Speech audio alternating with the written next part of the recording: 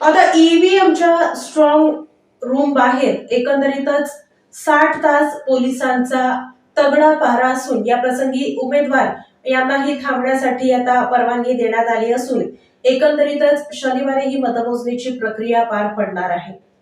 विधानसभेसाठी मतदार पार पडल्यानंतर सर्वच मतदान केंद्रांवरील मतदान यंत्रे आता त्या तालुक्यातील गोदामांमध्ये ठेवण्यात आली आहेत. निवडणूक अधिकारी कर्मचाऱ्यांसह सशस्त्र पोलिसांचा बंदोबस्त त्या गोदामासमोर किंवा ईव्हीएम ठेवलेल्या ठिकाणी असणार आहे. आज बुधवारपासून 23 नोव्हेंबरला निकाल लागेपर्यंत हा बंदोबस्त त्या ठिकाणी असणार आहे. जिल्ह्यातील 11 विधानसभा मतदारसंघातील 3738 केंद्रांवर बुधवारी मतदान प्रक्रिया पार पडली. मतमोजणी होईपर्यंत जिल्ह्यातील सर्वच ईव्हीएम सीलबंद करून गोदामांमध्ये ठेवण्यात आले आहेत. रात्री उशिरापर्यंत ठिकठिकाणाहून महाराष्ट्र राज्य परिवहन महामंडळाच्या बसगाड्या आणि परवानगी दिलेल्या वाहनांमधून ईव्हीएम त्या गोदामात जमा करण्यासाठी आल्या. कर्मचाऱ्यांकडील ईव्हीएम जमा करण्यासाठी त्या गोदामाच्या ठिकाणी 14 टेबल लावण्यात आले होते.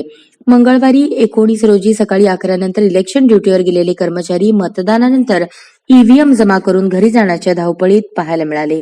जिल्ह्यात एकूण 66 ते 67% मतदान झाले असून मतदार राजाचा कौल कोणाला याचे उत्तर आता 23 तारखेला मिळणार आहे. संपूर्ण राज्याचे लक्ष आता निकालाकडे लागले आहे.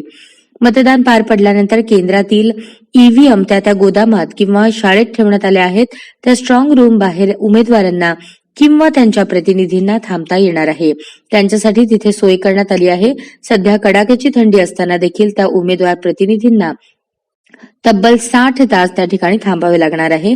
त्या प्रतिनिधींना अंथरुण पांघरुण जेवण स्वतःच आणावे लागणार आहे.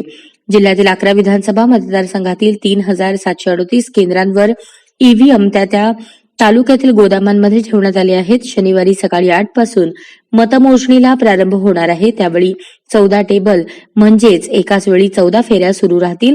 त्या दिवशी दुपारी 4:30 पर्यंत निकाल हाती येतील. तत्पूर्वी या सर्व स्ट्रॉंग रूम बाहेर सीसीटीव्ही कॅमेरे लावण्यात आले असून त्यावर प्रत्येक मतदारसंघाच्या निवडणूक निर्णय अधिकाऱ्यांचे लक्ष असणार आहे.